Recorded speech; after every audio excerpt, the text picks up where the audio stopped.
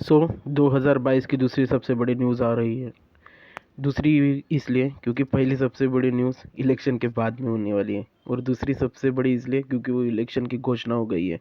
तो election commission ने गोवा, मणिपुर, पंजाब, उत्तराखंड और यूपी स्टेट असेंबली के लिए चुनाव की घोषणा कर दी है। और सबसे सबसे बड़ी बात ये कि 15 जनवरी तक कोई भी लोग फिजिकल कैंपेनिंग नहीं कर सकना, माने उसके बाद में कर सकते हैं। So it is not that bad decision, क्योंकि अगर रैलियाँ नहीं होती है या लोगों के पास जाके कोई ये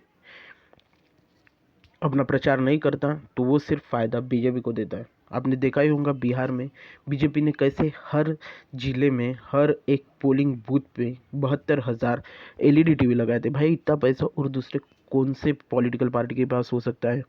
ये सब ओमिक्रॉन का नाटक, मैं नाटक नहीं कहूँगा, लेकिन ओमिक्रॉन के बारे में इतना सीरियसनेस जो पहले दिखाया गया वो इसलिए नहीं क्योंकि इनका मन बहुत खुश था, इसलिए क्योंकि कैसे भी करके अखिलेश यादव की जो बड़ी बड़ी रैलियाँ हो रही थी उस पर कोई तो भी एक निगेटिव साया डाला जाए, ताकि ये बताया जाए कि देखिए कोरोना जो फैल रहा है वो तो अखिलेश यादव की रैली की वजह से। वहाँ भी जो सबसे बड़ी बात थी, मोदी फिर भी रैली कर रहे थे, लेकिन जो न्यूज़ चैनल दिखा रहे थे वो अखिलेश यादव की रैली दिखा रहे थे। अखिलेश यादव की रैली तब तक नहीं दिखाई इन्होंने जब तक अखिलेश यादव आगे नहीं आए, मानी जब तक ओमिक्रॉन नहीं बढ़ रहा था तब तक, सिर्फ तब तक दिखाया गया। अब क्या? अब नहीं, अब ख़त्म, अब चीज़ें ही ख़त्म हो गई।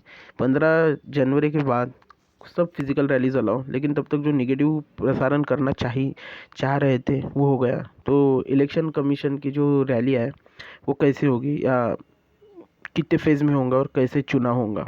तो यूपी में फरवरी 10, 14, 20, 23, 27, मार्च 3 और 7, उत्तराखंड 14 फरवरी को, पंजाब 14 फरवरी को, गोवा 14 फरवरी को, मणिपुर 27 फरवरी और 3 मार्च। अब यहाँ पे सबसे खास बात देखिए, ठीक है, पंजाब जो कि बड़ा राज्य है, ऐसा नहीं छोटा राज्य है, वहाँ पे एक दिन में, लेकिन यूपी में 7 चरण। यूपी में 7 चरण की बात हम करेंगे इसलिए क्योंकि ये इलेक्शन बीजेपी लड़ रही है इलेक्शन कमीशन की मदद के साथ।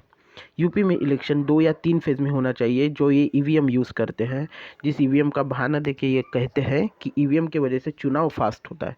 भाई चुनाव ये कहाँ से फास्ट? अब ये बताता हूँ कि ये चुनाव 7 चरण में क्यों। अब हर जगह पे बीजेपी को अपना कैडर मोबिलाइज करना है, मनी मोबिलाइज करना है। अगर एक चरण में चुनाव हो जाएगा तो एक साथ मनी मोबिलाइज कैसे होगा? वो मनी मोबिलाइज हो ही नहीं सकता। अब 14 फरवरी को उत्तराखंड, पंजाब और गोवा, मणिपुर तो बाद में होगा, लेकिन उत्तराखंड, गोवा और पंजाब का ख़त्म हो जाएगा। अब गोवा और उत्तराखंड से जो बीजेपी के कार्यकर्ता है वो यूपी में आएंगे। वो पैसा जो बीजेपी को यूपी में खर्च करना था, जो यूपी में खर्च करना था वो यहाँ से भी आएगा। उत्तराखंड में 14 व गोवा में 14, यहाँ पे पैसा जो पहले स्टार्टिंग में था वो ख़त्म हो जाएगा। अगर आप ये सोचिए कि उत्तराखंड का चुनाव 27 मार्च को होता, तो या 20 मार्च को होता है, 23 मार्च को होता, 23 फरवरी को, सॉरी, तो क्या होता? जो यूपी में पैसा लगना था, जो उत्तराखंड में पैसा लगना था, गोवा में पैसा लगना था, वो एक साथ इन्हें खर्च करना पड़ता। इस वजह से जो पैसा यूपी में सिर्फ जाना चाहिए वो हर जगह पे जाना पड़ता, और इस वजह से यूपी के इलेक्शन में होती बहुत बड़ी प्रॉब्लम।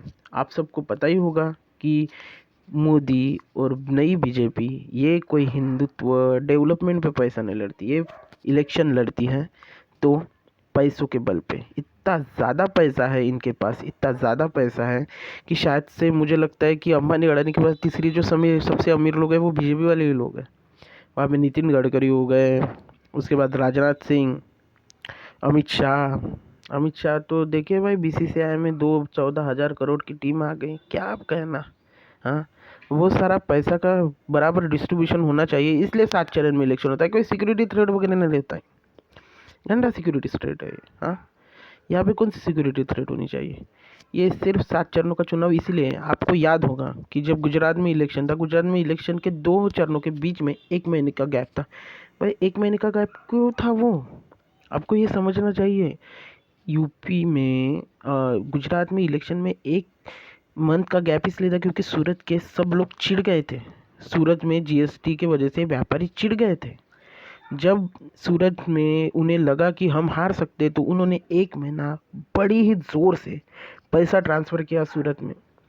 वो जो ये अपने रिपोर्टर बताते हैं कि हाँ सूरन में हमें तो मोदी से तकलीफ है, लेकिन हम तो सिर्फ मोदी को वोट देंगे। नहीं नहीं नहीं भाई, मोदी से तकलीफ ही थी, लेकिन वो पैसा गरीबों के बीच में जो ये हजार हजार 5-5 हजार रुपए बांट दिया जाता है, वो वोट बीजेपी को पड़ता है। इतना पैसा नहीं बांटा होता तो शायद से बीजेपी 122, तो मैंने जो 100 सीटें जीती वो नहीं, वो 50 सीटें भी नहीं जीत जाती। लेकिन ठीक है, यूपी में यही होने वाला है। 7 चरणों में चुनाव कर दो जैसे बंगाल में किया, हर जगह पे इतनी नफरत फैलाओ, इतना जहर घोलो कि फिर कोई बाद में कोई दूसरा पार्टी दिखाई नहीं दे। 7 चरणों के लिए पैसा खर्च करने के लिए अखिलेश यादव के पास या कांग्रेस के पास या मायावती के पास पैसा नहीं होगा।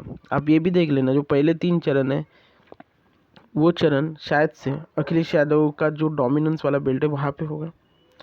जो पश्चिम यूपी है वो आई डोंट नो, लेकिन वो शायद से सबसे आखिरी के फेज़ में ही होगा।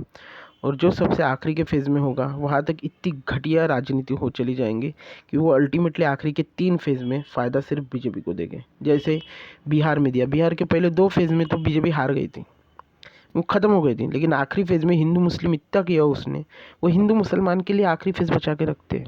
बंगाल में भी वही किया था, वो हिंदू मुस्लिम फेज़ ही कर दिया था, लेकिन कांग्रेस ने बड़ी ही चालाकी से वहाँ से खुद को हटा के अपने को बड़ा कर दिया। अब देखते हैं यूपी में क्या होता है। Thank you.